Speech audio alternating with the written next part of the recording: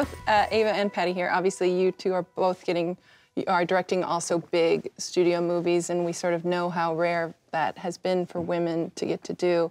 How are your choices influenced by the fact that you are a role model in this space, and you are one of the few that have gotten to do that?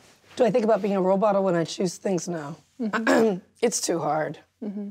You know, this is really a tough job. I gotta just like it for myself. I'm tethered to these things for years. You know, I also don't have children. These films are my children. These projects are my children. My name is on this. That matters to me. This is what lives on when I'm done.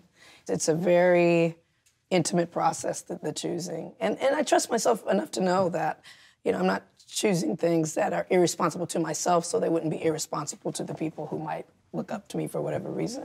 You know, I for a long time didn't want to be social justice girl, and, you know, found myself after Middle of Nowhere and Selma and then 13th. I mean, I get every slavery script, all of them, every history script, every first black firefighter in Delaware. Like, that's a story that deserves to be told. I mean, really? Right. So I get all of that, and it's really, for a long time, I resisted. And with this, after Wrinkle, all I wanted was to tell something true and something that was real. And I went right back to the place that I said I didn't want to go. So with this, I realized, you are a social justice girl, right? And that's social justice woman.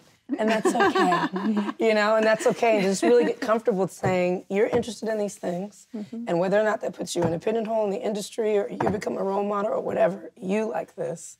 And so do it for yourself.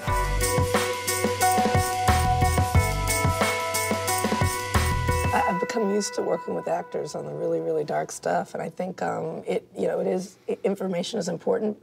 It's really, since these historical pieces, whether it's Selma or when they see us, making sure that the actor knows what happened before, that knows that what they're doing is steeped in history, that they're playing real people, what the stakes are, that this isn't happening to you, that this happened to someone else, and that you have to tell us what that was, so you've got to go deep. It's really just making sure that they know those stakes, and those stakes are supported by, you know, what really happened, since these are true stories. And I find that that helps the actor defend themselves against any kind of real interior damage in a way, because they feel like, you know, I'm representing someone that needs my help here. But then I also do have counselors on the set, particularly with this piece. If anyone wants to talk afterward, if you just want to go cry, if you just want to sit alone, because when you're asking people to go to these depths, you have to take care of them. Did anyone ever use the, Yeah. like, that's a really interesting idea. I've never heard that before. That's great. We had that with our scenes in our last movie that we did. We had to depict torture, the U.S. torturing Iraqis, Afghan, like, I never thought of that before, and to actually have that available. Yeah, I didn't do it on my first couple of films that really dealt with it, and I would talk with actors afterward, and they would tell me how hard a time they had. You know, it's hard to let go, but that this had done some real damage, and I said, you know, how can we correct this? So just from a place of good health.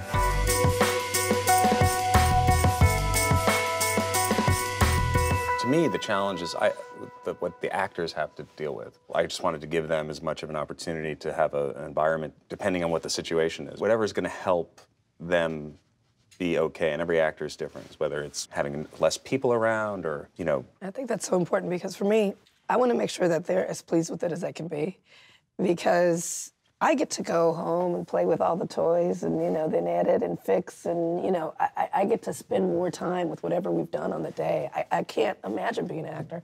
I think they're so brave. You know, it's their face. It's their face. It's their body. It's their memories. It's the blood pumping through their veins that they're giving to this. And then they literally have to say, okay, take care of all that I did and hope it turns out okay, and they can't touch it again. Whenever an actor says one more, I'd be like, 2 more. Okay, let's just really make sure we get this, because I think the actor's instincts is something to be respected, but also I always just think, gosh, they have to walk away from this thing, and trust me, I could never do it. I can never do it. I'm too control. No, me too. I don't know how you know what I mean? I can never do it. I feel the same way. I'm like, oh, I'm good as long as I can go and organize it all and be like, now I'm ready. You know? right. Not just on the fly. I could never. That's so true. Like, I've done small parts. I've given myself like 2 lines, and it's just misery. You're like, these actors have the hardest job ever because there is like such a ego death that goes into acting. You're just like, I trust. It's all in your hands. Hi, I'm Ben Stiller. I'm Ava DuVernay. I'm Patty Jenkins. I'm Adam McKay. Thank you for watching. Thanks for watching The Hollywood Reporter. The Hollywood Reporter. The Hollywood Reporter Roundtables. Roundtable on YouTube. On YouTube. On YouTube.